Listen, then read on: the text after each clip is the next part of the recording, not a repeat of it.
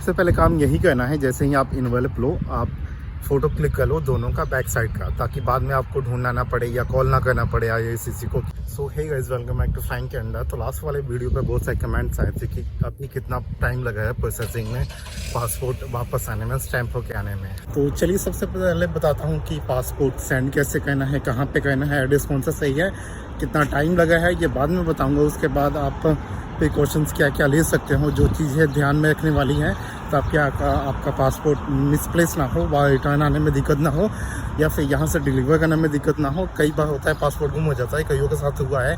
तो जैसे ही आपका अप्रूवल लेटर आ जाता है, TRV का अप्रूवल लेटर आ जाता है, तो सबसे पहले आपको कनाडा पोस्ट जाना है। तो कनाडा पोस्ट पहुंच के आपको वहाँ पे शॉपर्स ड्रग पार्ट में मिल जाएगा। हर शॉपर्स ड्रग में कनाडा पोस्ट का एक काउंटर होता है, तो वहाँ जाना है। आपको 2 इन्वेल्प लेने हैं, एक लेना है आपको स्टैंडर्ड साइज़ का और एक लेना है लेटर साइज़ का। दोनों मैं आपको दिखाता हूँ आगे वीडियो में चल के। और हाँ, दोनों प्रीपेड लेने हैं और रीजनल लेने हैं। रीजनल उन लोगों के लिए है जो क्यूबो के इंटरव्यू में रहते हैं, अदरवाइज़ अगर आप किसी दूसरे प्रोविंस में रहते हैं तो आपको नेशनल लेना पड़ेगा। तो चलो मैं अब आपको दिखाता हूँ कि दोनों इन्वॉल्व दिखते कैसे हैं, उसमें क्या क्या डालना है। और हाँ, जो आपका अप्रूवल लेटर होता है ना TRV का, वो आप प्रिंट आउट करवा लेना, चाहे ब्लैक एंड वाइट या कलर, डजेंट मैटर, आप प्रिंट आउट करवा लेना। तो बेसिकली आपको 2 इन्वॉल्व चाहिए होंगी, आपका पासपोर्ट चाहिए होगा और आपका अप्रूवल लेटर। हाँ जी, तो आपको अब मैं दिखाता हूँ कि इन्वॉल्व कौन से हैं। तो एक तो ये हो गया एक्सेस पोस्ट रीजनल है, ये मैं आपको सामने से दिखाता हूँ। जैसे कि ये आ गया, यहाँ पे एक्सेस पोस्ट लिखा है, रीजनल लेना है हमको और प्रीपेड लेना है। सबसे पहले ध्यान में ये रखना है कि प्रीपेड हो, मतलब हमने पैसे पहले ही पे किए होते हैं इसके। और उसके बाद आपको सबसे पहले एक ये हो गया, बड़ा वाला हो गया। उसके बाद आपको ये स्टैंडर्ड साइज है, ये स्टैंडर्ड साइज़ है, ये लेटर साइज़ है। तो स्टैंडर्ड साइज़ में आपका पासपोर्ट रिटर्न आता है। ये मेरा पासपोर्ट आया हुआ था, इसलिए मैंने इसको अभी ऐसे फाड़ के रखा हुआ है। तो ये एक प्रूफ है, और कौन सा एड्रेस आया है इसका भी प्रूफ हो गया एक तो। और उसके बाद जैसे कि ये हो गया, ये भी स्टैंडर्ड साइज़ है। मेरे पास 2 है क्योंकि मेरे फ्रेंड ने भी अप्लाई किया था, तो मैंने अभी तक ये रखा हुआ है। तो ये रीजनल है, ये भी प्रीपेड है, और यहाँ पे भी देखो एक्सप्रेस पोस्ट है। तो बेसिकली ये आ गया आपका एक एक्सप्रेस पोस्ट हो गया स्टैंडर्ड साइज़, और ये आपका हो गया लेटर साइज़। तो आपको ये कंफर्म कैसे होगा कि ये स्टैंडर्ड साइज़ है या लेटर साइज़ है? तो आपको दिखाता हूँ, यहाँ पर इन्वेल्प और साइज़ लिखा हुआ है मीडियम 318 बाई 241 mm, और इसका ये साइज़ हो गया। और अगर आप इसका देखोगे ये स्टैंडर्ड का, तो यहाँ पे स्टैंडर्ड लिखा है, राइट, स्टैंडर्ड, और ये साइज़ एंड ये लेटर साइज़ है। तो आपका ये हो गया। तो अब इस पर लिखना क्या है वो भी दिखाता हूँ आपको। तो सबसे पहले जैसे कि आपके पास एक अप्रूवल लेटर हो गया, पासपोर्ट हो गया, और ये स्टैंडर्ड साइज़ हो गया। 3 चीज़ें ना बड़े वाले के अंदर डालना है, इसके अंदर आ जाएगा तीनों चीज़ें एक साथ। और हाँ, एक गलती मत करना, छोटे वाले के अंदर पासपोर्ट डाल के मत भेज देना। वैसे तो कोई इशू नहीं है, बट ये खाली ही रखना। छोटे वाले को ना बड़े इन्वॉल्व के अंदर डालना है, साथ में अप्रूवल लेटर आ गया, पासपोर्ट आ गया। और हाँ, जब आप इन्वॉल्व लोगे ना, तो सबसे पहले काम करना है कि दोनों का फ़ोटो क्लिक करना है। दोनों का फ़ोटो मतलब इस साइड से, बैक साइड से, क्योंकि यहाँ पर टैगिंग नंबर होता है, यहाँ पे देखिए, यहाँ पे भी, ये दोनों सेम है। लेकिन जो इसके साथ जो आपका स्टैंडर्ड साइज़ का होगा ना, तो स्टैंडर्ड साइज़ का होगा, उसका जो टैगिंग नंबर है वो अलग होगा, डिफरेंट होगा, सेम नहीं होगा। तो बेसिकली होता क्या है, जब बड़ा वाला हम मतलब हम यहाँ से अगर हमने शिप कर दिया, हमने डिलीवर कर दिया, कनाडा पोस्ट को अपने डॉक्यूमेंट्स दे दिए, तो हमें पता कैसे चलता है कि डिलीवर्ड हो चुका है कि नहीं? तो ये बड़े वाले इस वाले टैगिंग नंबर से। और जब रिटर्न में आता है, तो रिटर्न में हमें पता कैसे चलता है?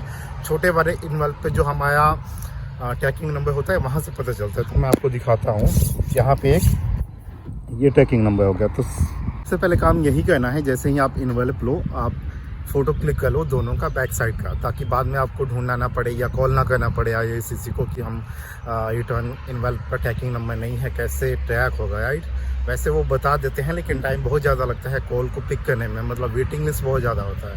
ओके, तो सबसे पहले बताता हूँ आपको लिखना क्या है इस पर। तो ये लेटर साइज़ है, जो बड़ा वाला इन्वेलप है, इस पर इसको करके थोड़ा सा नीचे ही लिखना आप।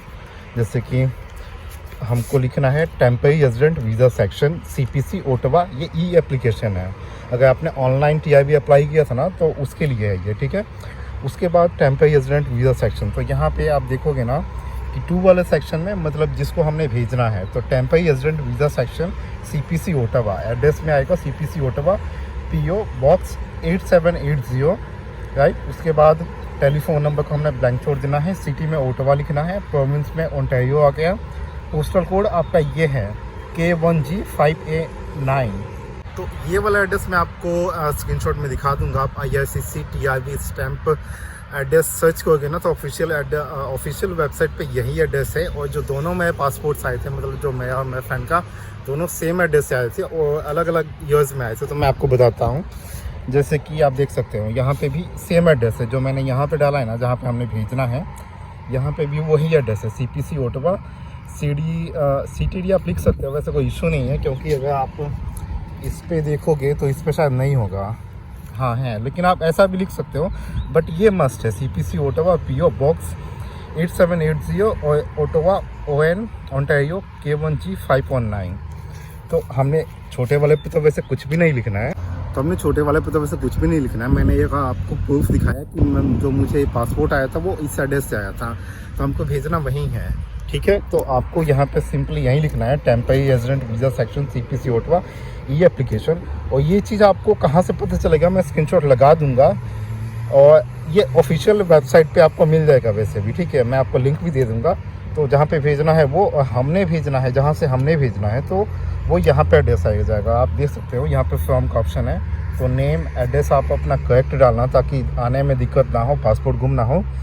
डेट आप डाल सकते हो जिस डेट को आप भेज रहे हो उसी का। उसके बाद टेलीफोन आप अपना नंबर डाल सकते हो, यहाँ पे सिटी और प्रोविंस आ गया जिस प्रोविंस से भी हो, उसके बाद पोस्टल कोड। तो बेसिकली अगर आप मॉन्ट्रियल से हो या ओंटारियो से हो, ठीक है, इन दो प्रोविंस से हो तो आपको रीजनल लेना है। अगर आप किसी दूसरे प्रोविंस से हो, लाइक मैनीटोबा हो गया, अल्बर्टा हो गया, नोवा स्कोशिया हो गया, देन आपको नेशनल इनवेल्प लेने हैं, दोनों प्रीपेड होने चाहिए। तो हाँ, आप अपना रिटर्न का एड्रेस जो फॉर्म वाले सेक्शन पे है वो एग्जैक्ट डालना। उसके बाद आप अपना छोटे वाले में इन्वेल्प में ना आप अपना एड्रेस डाल सकते हो, लेकिन वो मैंडेटरी नहीं है, लेकिन हाँ आप डाल सकते हो। मैं आपको दिखाता हूँ कहाँ पे डालना है। तो जैसे कि इस दोनों एड्रेस पे ना उन लोगों ने स्टिकर लगाया है, तो फॉर्म वाले सेक्शन पे वो लोग भेजे हैं, राइट, उनकी तरफ से आया है, और 2 वाले सेक्शन पे हमारी तरफ से आएगा। तो बेसिकली अब जैसे कि मैं आपको दूसरा दिखाता हूँ,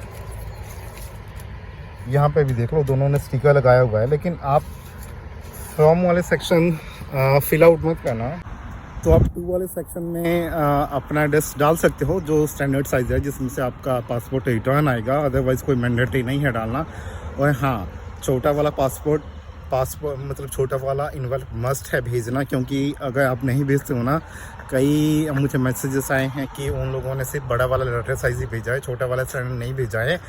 तो कुछ दिक्कत नहीं होता है लेके आने में, लेकिन क्या बोलते हैं ना कि डिले हो जाता है, क्योंकि उनको फिर पासपोर्ट भेजने के लिए इन्वेल्प बाय करना होता है, और जबकि हमें ये पहले से बाय करके देना होता है, तो उनके लिए एक्स्ट्रा एक्सपेंस हो गया और ऊपर से डिले भी होता है। तो मेक श्योर करना कि स्टैंडर्ड साइज़ वाला इन्वेल्प भी आप साथ में भेजो, ताकि कोई डिले ना हो आपको आपके पासपोर्ट आने में। और हाँ, एक और चीज़, जो आपका स्टैंडर्ड साइज़ रिटर्न आता है ना इन्वेल्प, उसका जो ट्रैकिंग नंबर है मतलब 90% में वर्क नहीं करता, मतलब एक्टिवेट नहीं होता।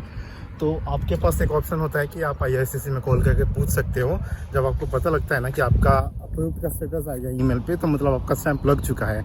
लेकिन डिलीवर्ड होता है ना, तो वो कोई मेल नहीं भेजते हैं, तो या तो वो ट्रैकिंग नंबर एक्टिवेट होगा या नहीं होगा। तो नहीं होगा तो आप मतलब IRCC में कॉल करके पूछ सकते हो कि डिलीवर्ड उन लोगों ने डिस्पैच कर दिया है कि नहीं, तो आपको एक आइडिया हो जाएगा। और हाँ, अगर आप मिस करते हो, मतलब ये पासपोर्ट होता है ना, तो हैंड डिलीवर करना होता है, राइट। तो मेक श्योर करना कि जब डिलीवरी वाला आए तो आप वहाँ पे हो एड्रेस पे। अदरवाइज़ क्या कहते हैं, अगर वहाँ पे कोई भी पासपोर्ट लेने के लिए नहीं होता ना, तो वैसे रख के नहीं जा सकते कि पासपोर्ट है ये, तो वो कनाडा पोस्ट आपके नियरेस्ट कनाडा पोस्ट में जाकर रख देते हैं। तो एक साथ में आपको नोट छोड़ जाएंगे कि आप अपने नेक्स्ट कनाडा पोस्ट से जाके आप ले सकते हो। अगर वहाँ पे भी आप नहीं जाते कुछ दिनों के अंदर, 2 या 3 डेज़ लिए मेंशन क्या होता है, देन आपको वो पासपोर्ट आपका रिटर्न IRCC भेज देते हैं। और हाँ, जो प्रोसेसिंग टाइम है अभी 20 डेज़ है। 20 डेज़ ऑनलाइन जब आप अप्लाई करते हो, देन आपका विदिन 20 डेज़ में अप्रूवल आ जाना चाहिए। अप्रूवल आने के बाद आपका 2 वीक्स लगता है, जैसे आप पासपोर्ट भेजते हो ना। और हाँ, जब आपका अप्रूवल आ जाता है विदिन 30 डेज़ में पासपोर्ट वहाँ पहुँचना चाहिए ओटावा, अदरवाइज़ फिर वो आपको फिर अप्लाई करना पड़ेगा। पासपोर्ट पहुँचना चाहिए, ये नहीं कि आप 30th डे को आप भेज रहे हो, नहीं, विदिन 30 डेज़ में आपका पासपोर्ट पहुँचना चाहिए। तो जैसे ही आपका अप्रूवल लेटर आ जाता है, आप पासपोर्ट सेंड कर दो, 2-3 दिन लगते हैं मतलब डिलीवर्ड होने में, मैक्सिमम 2 डेज़ लगते हैं। आज मैंने सेंड किया, कल उनके पास डिलीवर्ड हो जाता है।